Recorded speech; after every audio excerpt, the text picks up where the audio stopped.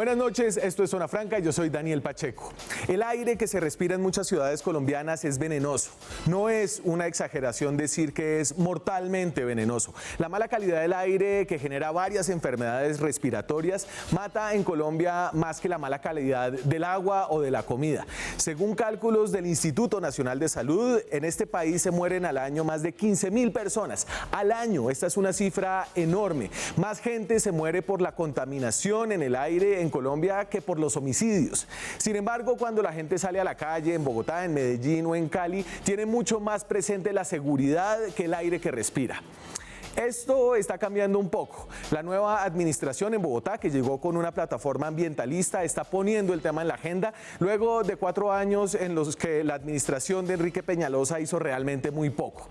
Este nuevo activismo, si bien parece bien intencionado, se ha estrellado con el hecho de que es muy difícil mejorar la calidad del aire en una ciudad en el corto plazo. Por ahora, el tema está en la agenda porque estamos en el principio del año, cuando las condiciones atmosféricas y los incendios de temporada en la Orinoquía y en la Amazonía agravan el problema en la capital, en Bogotá. Pero estos dos problemas, sin poderes sobrenaturales, son imposibles de solucionar. Parece que hasta ahora el foco de la administración de Claudia López está sobre el transporte de carga, que produce casi el 40% de las emisiones que producen los vehículos en la ciudad. Son el mayor contaminante de Bogotá. Las medidas de emergencia ya están generando algunas tensiones, no solo con los gremios del transporte, con los camioneros, sino también con la necesidad de la ciudad de abastecerse de comida a través de esos camioneros. Pero más interesante aún es saber cuáles son los planes de largo plazo, ahora que el tema del aire finalmente tiene doliente, para que respirar en Bogotá y en otras ciudades de Colombia no sea una causa de muerte más probable que el homicidio. Aquí arranca Zona Franca.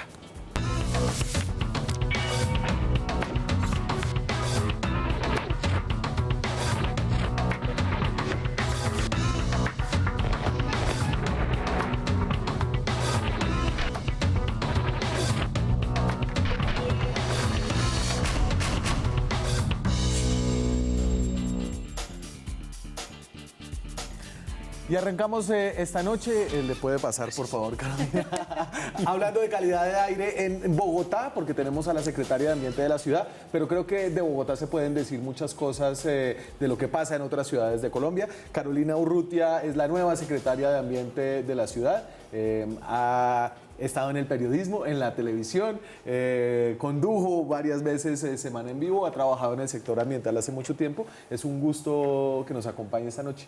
Un placer estar aquí, Ariel, muchas gracias. También tenemos a Jairo Herrera, ingeniero industrial, tiene una maestría en finanzas y una larga trayectoria en el mundo de la logística y el transporte en Colombia y también en Bogotá. Hoy es presidente de Acecarga, una de las asociaciones de transportadores que hay en el país. Es un gusto, Jairo, que esté aquí esta noche. Me encanta mucho estar acá y muy agradecido por la invitación. ¿Cuántos asociados tiene usted en Acecarga? Nosotros tenemos 245 empresas de carga por carretera, entre grandes, medianas y pequeñas. O sea, ¿cuántos camiones son esos? Alrededor de unos 3.000 camiones. 3.000 camiones. Edgar Higuera trabaja en la ANDI, trabaja con los gremios, es el director de infraestructura y logística de, ya no se llama Asociación de Industriales, ahora ¿cómo es que es? Asociación Nacional de Empresarios de Colombia. Asociación Nacional de Empresarios de Colombia, no le cambiaron las siglas. Edgar, es un gusto que nos acompañe esta noche. Gracias por la invitación, No, y aquí estamos para... Y de la academia tenemos una voz, profesor asociado de la Universidad de los Andes, Jorge Bonilla, dirige el grupo de economía ambiental de esa universidad, tiene un doctorado en economía. Gracias por venir. Gracias, Denis, muy amable. Otra vez, porque ya habíamos pasado por acá, sí, ¿no? Esta es la segunda vez y precisamente estábamos hablando de las alertas ambientales que han ocurrido durante la administración del exalcalde Peñalosa.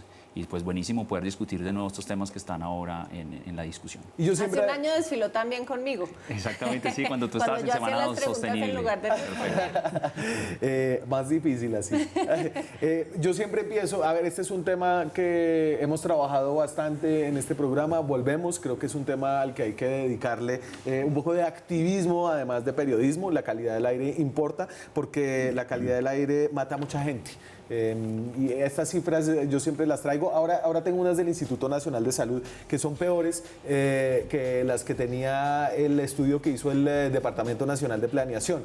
El Departamento Nacional de Planeación estimaba que eran cerca de 13.000 muertes al año en Colombia. El Instituto Nacional de Salud dice que al año en Colombia se mueren más o menos 15.600 personas por enfermedades relacionadas con la mala calidad del aire. Eso comparado a muertes, digamos, por efectos ambientales como la mala calidad del agua y otros factores, muestra lo impactante y lo grande que es el problema en la salud pública colombiana. Me acuerdo que DNP sacaba además unas cifras de cuánto costaba eso. Sí, estaba alrededor como del 2% del PIB. 2% del PIB. O sea, en Colombia hay 12.000 homicidios al año, más o menos. Se muere más gente de respirar que a manos de otros colombianos. Es un problema enorme y tal vez poco discutido para su magnitud.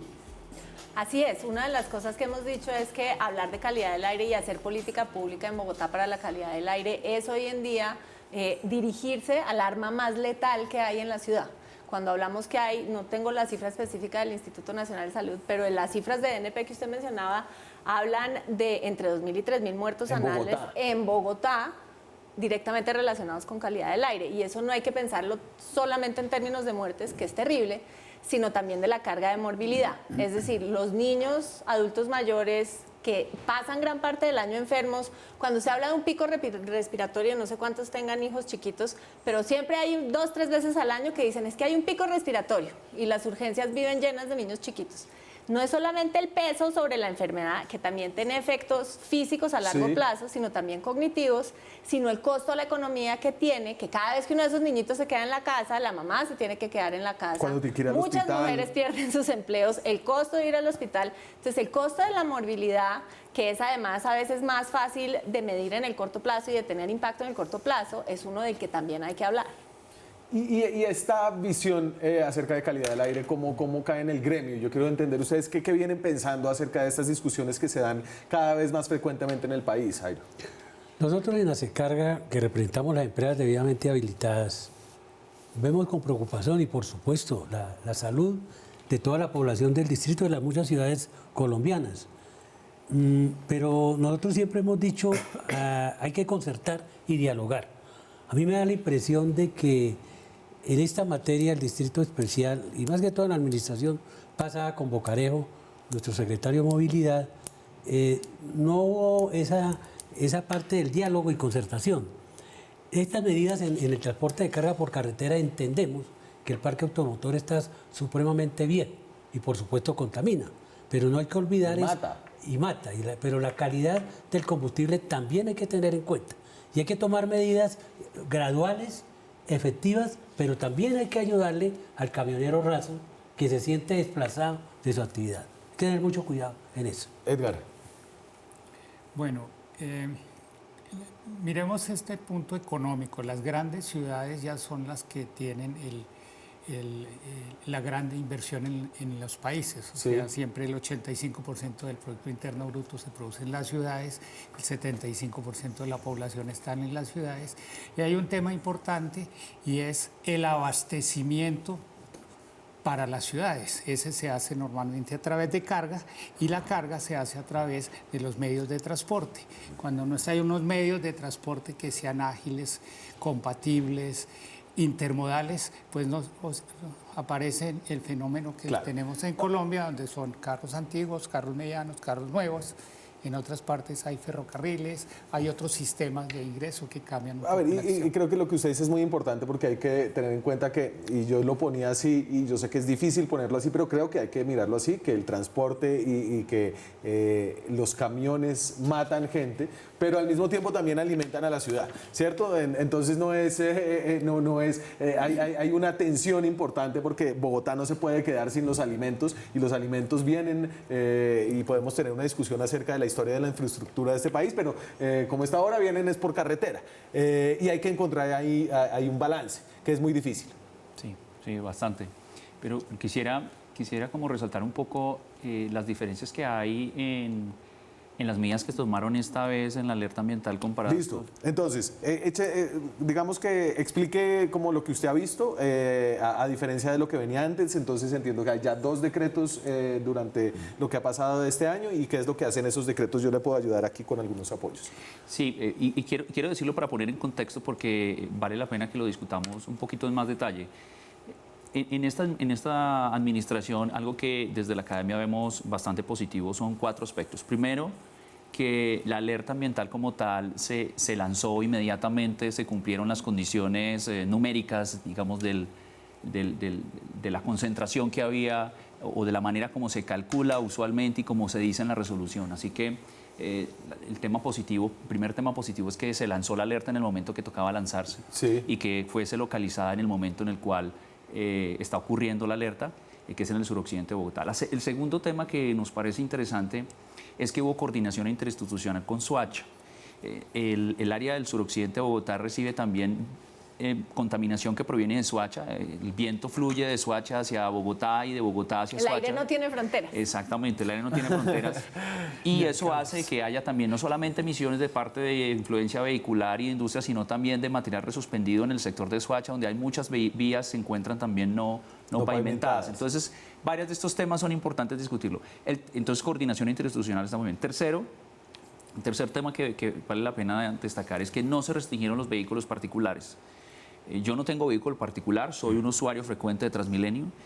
Creo que eso hay que hacer, hay que usar los modos de transporte como el servicio del transporte público, pero estamos de acuerdo varios de los académicos que no deberíamos restringir los vehículos particulares, dado que estos no son los mayores contribuidores de la contaminación, y restringirlos sería Por eso el día sin carro tuvo un efecto casi neutral sobre la calidad del aire. Exacto. Y el cuarto punto que vale la pena resaltar es que se restringieron los vehículos de carga, que son los que más contaminan. Es decir, uno quisiera implementar las medidas en aquellos sectores donde son los que más contaminan.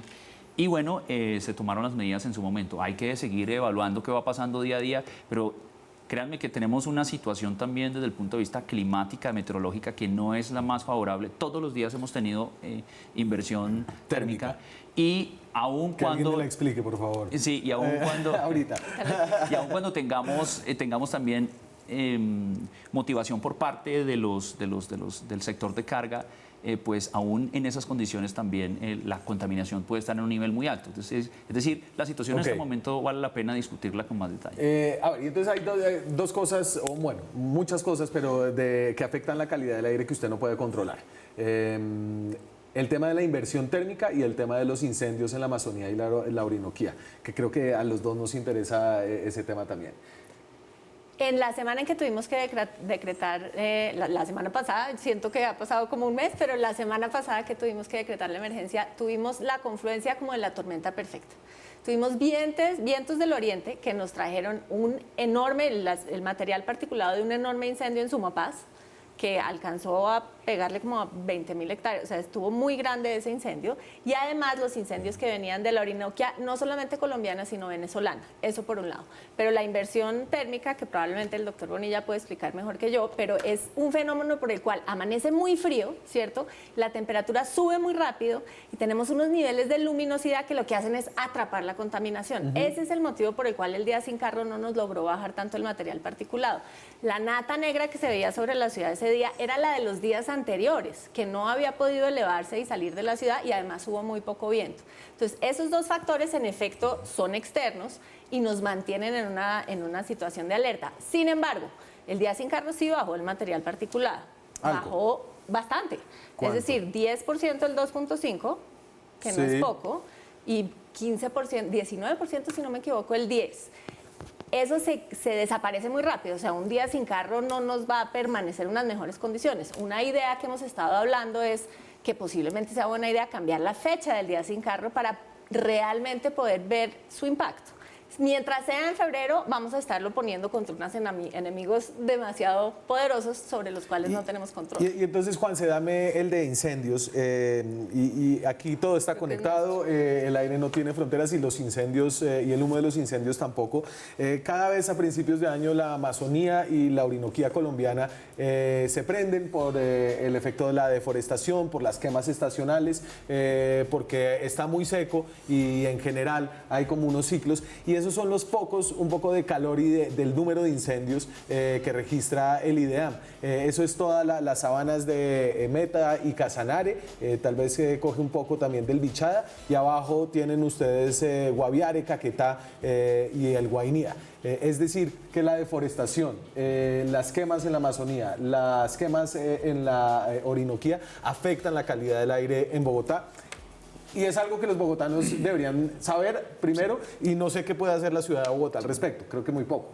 Uno de los temas que hemos hablado en las conversaciones iniciales de plan de desarrollo es empezar a ser mucho más conscientes de la huella que tiene Bogotá en el país y calcularla y ver qué motivación podemos tener adicional para trabajar con el gobierno nacional y con nuestros vecinos. Ustedes saben que esta administración tiene un firme compromiso de trabajar con la ciudad, región y con la RAPE, y ahí hay muchas cosas en términos de logística, por ejemplo, como bien lo sabe la Andy, que podemos hacer no solamente para mejorar la calidad del aire en Bogotá, sino para mejorar la productividad de la región completa. Entonces, ese tipo de cosas, por supuesto que pueden influir incluso en el ordenamiento territorial coordinado entre todas las entidades, y por eso es tan importante lo que mencionaron, haber declarado alerta con Soacha y con la CAR, es la primera vez que se hace, y lo más positivo es que nos produjo como un buffer extra, ¿cierto? En vez de estar parando nosotros en la frontera de nuestro polígono, teníamos además a Soacha haciendo sus propios operativos, y eso es lo que queremos hacer en general, coordinando la política ambiental con los vecinos. Pero entonces déjeme y le pongo el polígono.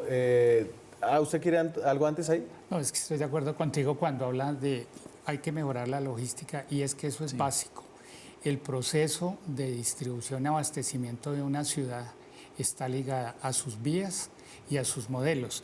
Miren este dato que es muy curioso. En Colombia las restricciones viales urbanas son del orden de 2.000 acciones en todas las ciudades, y eso equivale a una gran cantidad de normas que cuando uno revisa la operación... ¿Cómo así 2.000 acciones, Edgar? Un pico y placa por aquí. Pico y placa por aquí, medio ambiente por allá, la vía cerrada a la izquierda, la otra a la derecha, el límite uno y el otro. Y cuando uno mira, la capital o la ciudad tiene únicamente de 6 a 8 horas para entrar a abastecer. Y como esas son las 6 a 8 horas, entonces hay que duplicar el número de carros en esas 6 a 8 horas. Claro. O sea, comienzan a aparecer cosas ahí que se pueden mejorar con otras acciones logísticas. Entonces, en el decreto de restricción de carga que hizo la alcaldía de Bogotá, encerró más o menos este polígono que les voy a mostrar para los vehículos de carga. Eso es Bogotá. Ahí lo hice medio a mano alzada porque el mapa que ustedes tenían... Era muy amarillo. Y sí, mira, no se veía Bogotá, no se entendía que cerraron la parte más poblada de la ciudad, coge al lado del aeropuerto, digamos el aeropuerto a mano derecha, hasta el límite con Soacha, y de la 30 para abajo. Más o menos, ¿cierto? Y entonces yo quise marcar ahí, la marca que está en la mitad es la central de abastos, de Corabastos. Y esa es la parte más contaminada de la ciudad, pero también es la parte donde se abastece la ciudad. Claro. ¿Y a usted cómo le cayó esa restricción, Jaime? Bueno, pues vea usted que la mayoría de vehículos que son tipo sencillo, de 7 toneladas hacia abajo, son los que surten a abastos. Y no solamente a las empresas transportadoras. El propietario del equipo, que tiene un solo equipo, que es muy viejo, o sea, por edad es viejo, y el equipo viejo se siente desplazado y no tiene tiempo ni siquiera para llevar su sustento. Perdón un momentico. Entonces uno dice, ¿cómo quiere que la ciudad se abastezca si no dejan entrar los camiones? Vuelvo y le digo, no quiere decir con eso de que no hay que reformar o mejor reemplazar el equipo. Hay que pensarlo gradualmente, darle oportunidad al viejo que tenga unos pesos para hacerse un equipo nuevo, pero todo con sentido social y convocatoria. Yo tengo ahí una duda porque no tengo las cifras, ya que tengo su tarjeta lo llamo después, claro, pero yo no sé cómo son los índices de enfermedad cardiovascular en los conductores de sus camiones.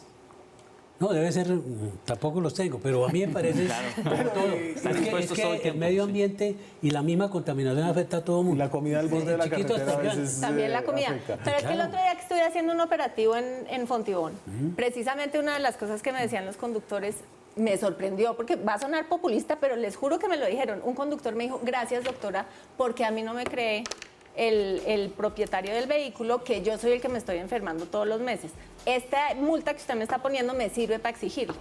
Porque las enfermedades entre su gremio deben ser terribles. Claro. Y yo me voy a la pausa, hablamos de calidad del aire, no solamente aquí en Bogotá, sino en todo Colombia, tal vez uno de los mayores, sino el mayor problema de salud pública que tiene el país. Ya volvemos.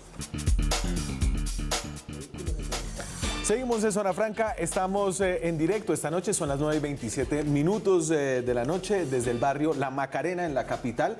¿Cómo está el aire afuera de este estudio? Generalmente bien, porque aquí estamos pegados a los cerros. Aunque los árboles no ayudan a mejorar la calidad del aire, ¿cierto? Pues hay nuevos estudios que depende del árbol y depende de dónde está, Estamos puede bien. ayudar. Mire, ese es su mapa, ¿no? No hay consenso científico todavía. Hay algunos que depende de la especie, depende del lugar. No hay consenso científico. ¿No hay consenso científico? No hay consenso. Hay estudios que dicen que sí, hay estudios que dicen que no. Así que es todavía un trabajo por analizar. Depende del tipo de contaminante. Entonces, ahorita la calidad del aire en Bogotá está bastante buena en todas las localidades, excepto, como siempre, en el suroccidente. Bosa, Kennedy, Ciudad Bolívar, básicamente. Y eso es por unas condiciones ambientales específicas, porque por ahí está Corabastos, ahí está la entrada del sur de Bogotá, que es la gran carretera que comunica al Valle del Magdalena y por la que sale la ciudad. ¿Qué más está allá? La calle 13, ¿no? Están las calles La sin calle pavimentar 80, calle 13, la avenida de los Llanos Industria. y el norte. y la Y industria. Puente Aranda. Fundamental la calle Y 13. la gente más pobre de la ciudad. Exactamente. ¿No? Exactamente. Que es Si usted ve los mapas de pobreza y los mapas de calidad del aire, es el mismo mapa. Aquí, y yo sé que no hay médicos acá, pero ustedes se deben saber este rollo. Usted hablaba de PM10 y PM2.5. Esto es la jerga para material particulado de distintos diámetros. Y el más peligroso, dame el aquí lo comparo con el diámetro de un cabello humano, de un pelo. Y entonces, digamos, imagínense que el círculo grande es un cabello partido transversalmente. Una material particulado 10 es de ese tamaño y ese es básicamente el polvo, ¿cierto? El polvo es PM10. Y el 2.5 es mucho más pequeño y es mucho más peligroso. Claro, cuando se dice PM10 es que incluye todas las partículas que son menores de 10 micrones en el diámetro. Quiere decir que incorpora las de 2.5, las de 1 micrón, etcétera, etcétera. Es decir, todas las que son menores que ese diámetro. Sí. No es que todas las partículas tengan un diámetro de 10 micrones. Cuando es PM2.5 significa que es aún más pequeñas las partículas. Entonces, de 2.5 micrones para abajo. micrones para abajo. Y esas son las más peligrosas porque Son las más entran pel- al sistema sanguíneo. Entran a través de la respiración por inhalación al sistema respiratorio y pueden llegar a los alvéolos pulmonares y de ahí al flujo sanguíneo. Y poníamos unas cifras de 17.000 personas al año que se mueren, 15.000 personas al año. ¿Cómo se muere esta gente? Hay desde lo puramente respiratorio, asma, todas las derivaciones de lo respiratorio y lo cardíaco. Porque respirar estas cantidades de estas partículas afecta el funcionamiento del sistema cardíaco. Y eso sobre todo en personas mayores de 60 años, pues es muy Y recurrente. esas son las investigaciones más usuales que se mencionan en la literatura, pero hay investigaciones más recientes que se habla de relaciones con Alzheimer, trastornos menstruales en las mujeres, etcétera, etcétera, porque Daños es difícil, cognitivos a largo plazo en los niños. porque la partícula una vez entra al sistema sanguíneo se puede alojar en cualquier parte del cuerpo y como esto tiene un conjunto de químicos, la partícula está asociada a un conjunto de químicos resultado de la combustión. Entonces esos son los efectos que se generan en el cuerpo humano. Bueno, y entonces, ¿de dónde salen estas partículas? Y creo que aquí es de PM2.5, ¿cierto? Las fuentes de emisión. Los datos que yo tengo, dame... PM10 puede ser emitido por... son muy similares, la única diferencia PM10 y PM2.5 es el tamaño. Claro. Pero las fuentes son usualmente las mismas. Y entonces aquí yo tengo el porcentaje de emisiones contaminantes por fuente móvil. Este es de 2018 de la Secretaría de Ambiente de Bogotá. Y entonces por eso el tema de los camiones aquí es tan importante, porque fíjense que el transporte de carga en las fuentes móviles es el responsable de casi el 40% de las emisiones. ¿Cierto? Después de eso vienen en una tajada grande también los vehículos particulares, que son de cerca del 20%. Tengo yo en esta gráfica. Sumando camperos, camionetas. Ahí le sumé camperos, camionetas, vehículos particulares. Pero eso es importante porque la gente que decide tener camioneta, que yo no sé por qué en Bogotá la gente decide que toca tener camioneta, sí emiten mucho más, ¿no? Sí. Y eso es porque algunas camionetas inclusive también pueden ser a diésel. Claro. El SIT sin Transmilenio, todo el sistema de transporte integrado, coge otro 20%. Así es. Estos son los buses chimenea del SIT provisional, que pues, esperamos se renueve pronto. Rápidamente.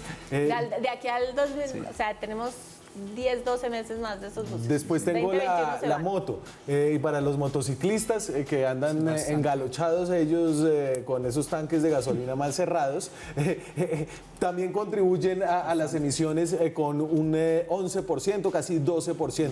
El transporte especial son los buses escolares, los carros de placa blanca, los carritos que abastecen las tiendas, más o menos. Y después tengo Transmilenio, que es un 2.2%.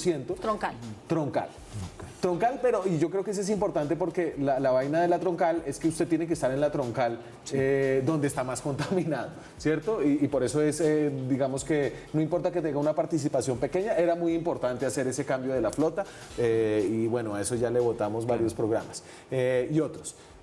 Los taxis 0.2, yo soy amigo de los taxis. Entonces, por eso los ojos están sobre usted, Jairo. Sí. Bueno, hablemos de soluciones. Y hablábamos con Edgar y le contaba aquí a la doctora Urrutia. Hombre, Asecarga desde hace 15 años o 12 años hemos hablado de los centros de transferencia de carga. Aún más, nosotros en Asecarga estamos buscando en Soacha, ya tenemos un terreno para hacer un gran centro de transferencia de carga. ¿Cuál es la idea? De que venga la tractomula y el camión y transfiera esa carga a vehículos pequeños. Hablemos de 3 toneladas hacia abajo, que son los que van a llevar los productos al interior de la gran urbe. De manera que con costos logísticos Sí. y la misma programación se ¿Qué ahorran dice muchas cosas. el experto en logística? Mire, yo creo que las grandes ciudades deben medir el plan de operación de abastecimiento logístico. La Ciudad de México, cuando ¿Qué hizo es su eso? estudio, analizaba cuánto era el costo y cuáles eran los efectos de contaminación, de uso de las vías y de generación. Cada ciudad tiene unos corredores donde puede hacer esa parte. Las ciudades que han tenido el ferrocarril convirtieron en la línea férrea en abastecedores de la carga. Por ejemplo, nosotros tenemos el centro de distribución más grande de América Latina, que es el kilómetro 5, donde puede llegar los trenes que vienen del sur, de Soacha. ¿Qué es donde eso? Donde era el espectador, detrás del espectador. Ok. Ese era el gran centro de operaciones logísticas. Uno puede entrar de 4 o 5 trenes nocturnos, descarga y luego hace distribución. Eso es un modelo que se utiliza mucho. Un segundo elemento. Pero espérese, porque esto implica, porque no es tan fácil como hoy en día llegan los camiones cargados de tomate y se bajan los tomates casi No, que... es Entonces que- usted tiene que afectar toda una cadena logística que Claro, empieza es que- desde cómo se empaca el tomate en... Claro, es que el- hay que hacer varios elementos. Ese es un modelo para entrada de producto. Un modelo, por ejemplo, para el sector agropecuario, ¿cuál es?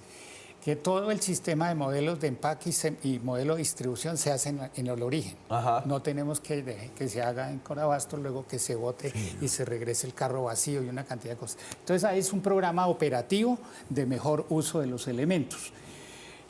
El otro elemento es que entre el generador de la carga, la empresa de transporte, el gobierno nacional, debe armonizar todas las restricciones y normas, porque hay veces, hay normas que son normas raras, que le ponen, ojo, prohibido girar en tal parte y ponen a un vehículo a dar 1 kilómetro de vuelta para llegar a otro sitio y se les olvida la armonización del tema ambiental. Entonces, hay elementos que se miran todos con un esquema básico.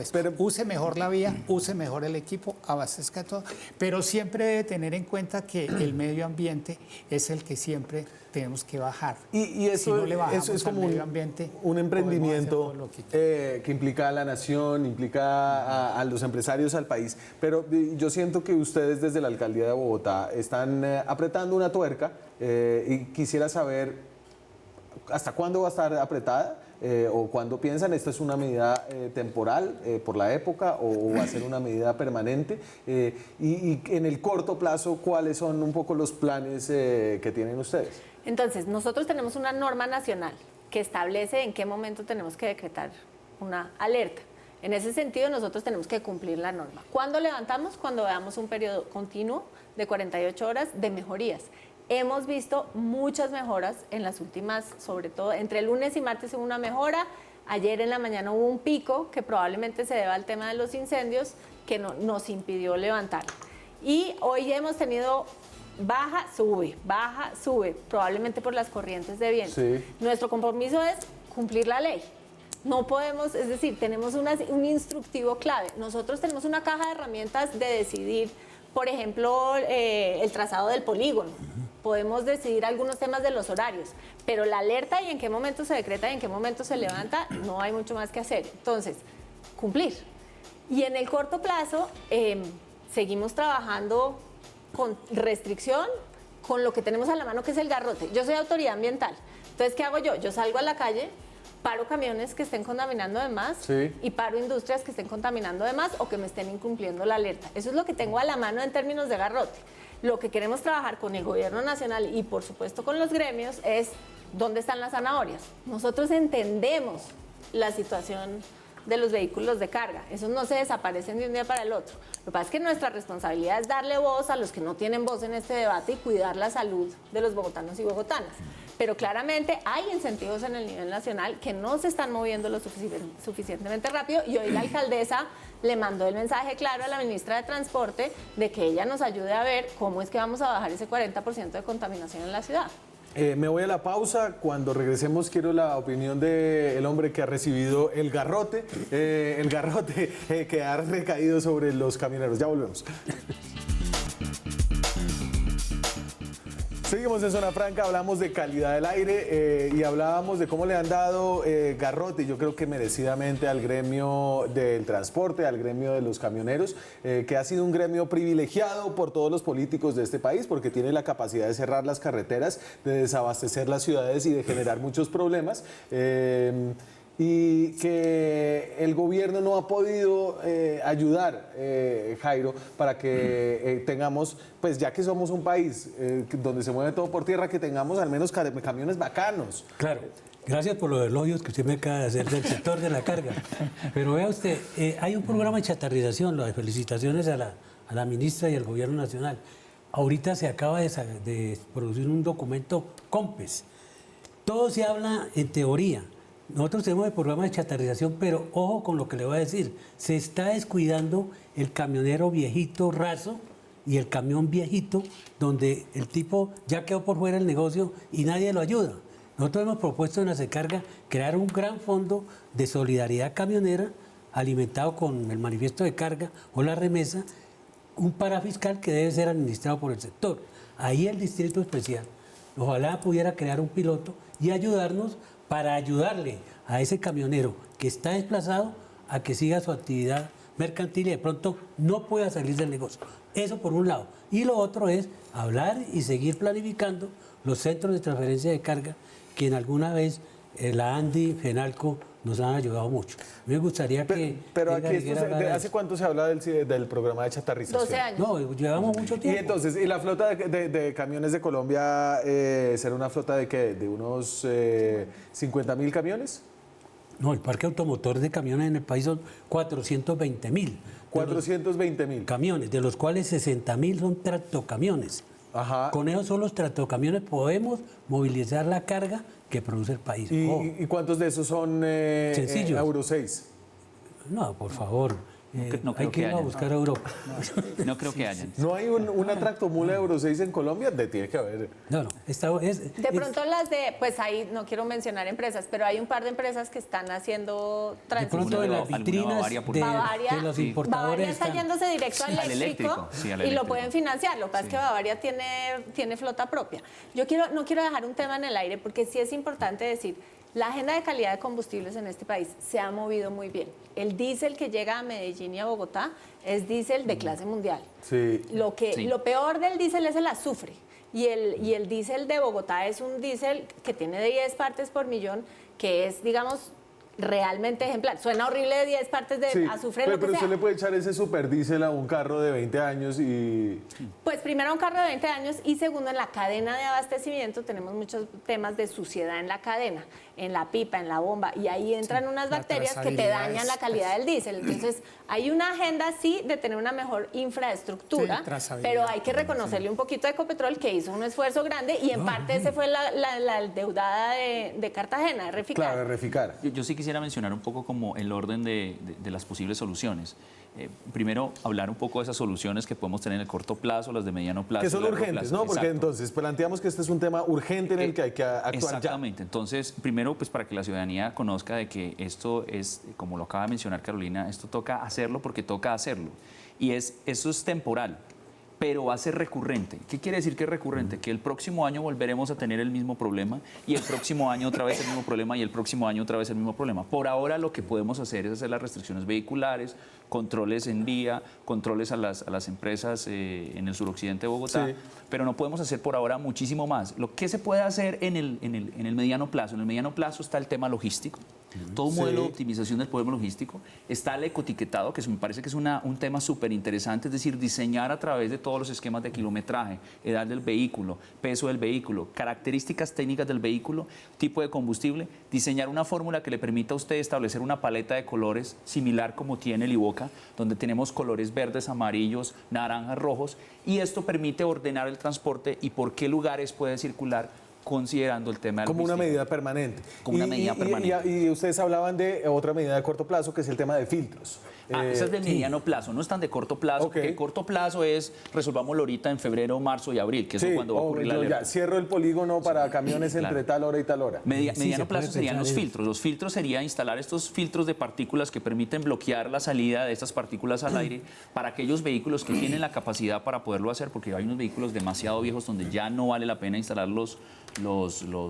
filtros. De hecho, es importante tener en cuenta que los filtros fueron una alternativa en el anterior plan decenal de descontaminación, pero para poder implementar los filtros se requería un azufre de muy buena calidad. Ya hoy no hay excusa para decir que el combustible es de buena calidad para compren poder montar los filtros. filtros. No, ya se ha dicho. Hubo alguna medida hace 5 años, 6 años, que se presentaba la repotenciación de equipos.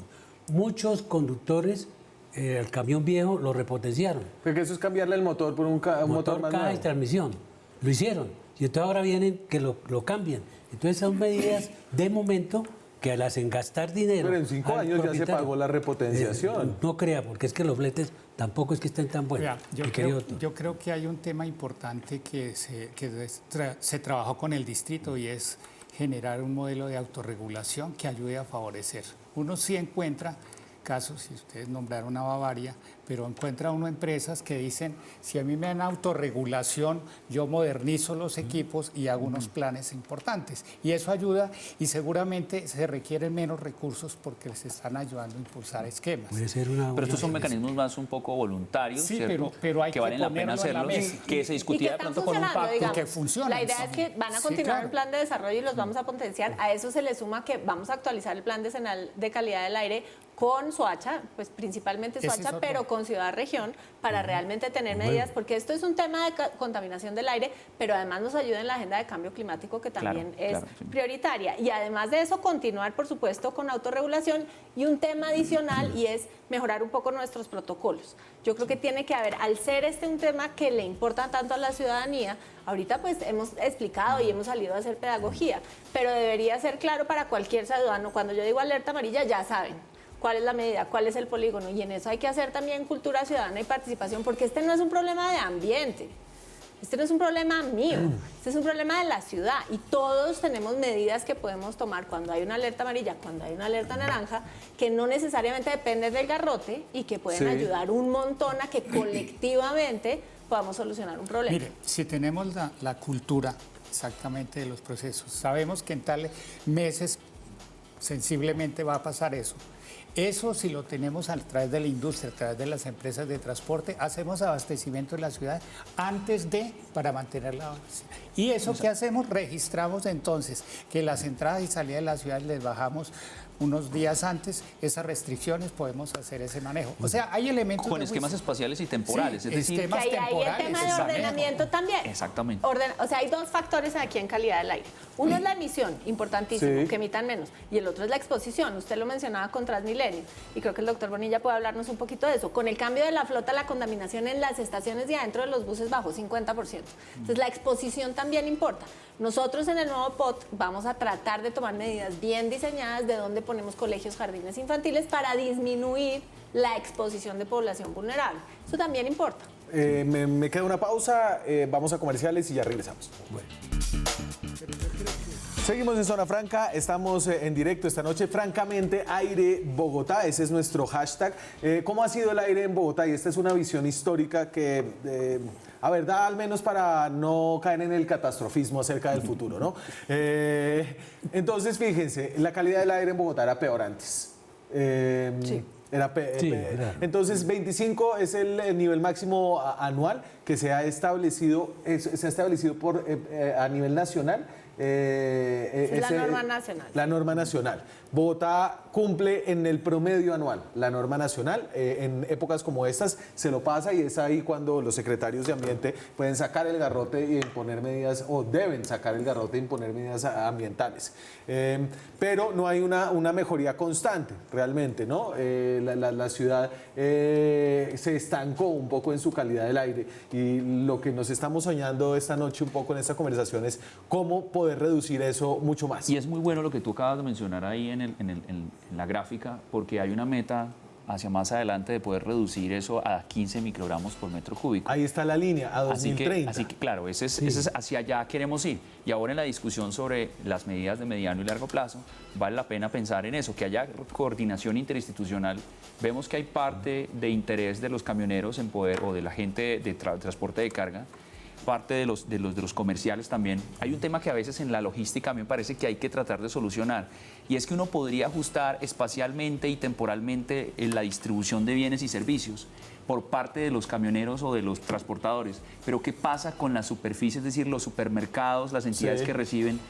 No sabemos si ellos estarían dispuestos también a ajustar esos horarios, porque ellos tienen que cambiar sus contratos. Por ejemplo, los heladores, las personas que abren durante la noche. Pues la restricción ahorita está haciendo que los camioneros pierdan un día de trabajo, ¿cierto? Sí, ese es el, Jairo, porque la restricción, me pones la restricción aquí un segundo, que no me acuerdo el horario. Entonces, lo que yo leía en una nota buena en El Tiempo era que el señor... 5 a 12. De 5 a 12. 5 a 12 llegaba y no alcanzaba a salir antes de la siguiente restricción, entonces le tocaba quedarse toda una jornada Pero en seamos Corabas. claro, en algunos casos, no estoy tratando de generalizar. Muchos lo que no alcanzan a hacer es salir con flete.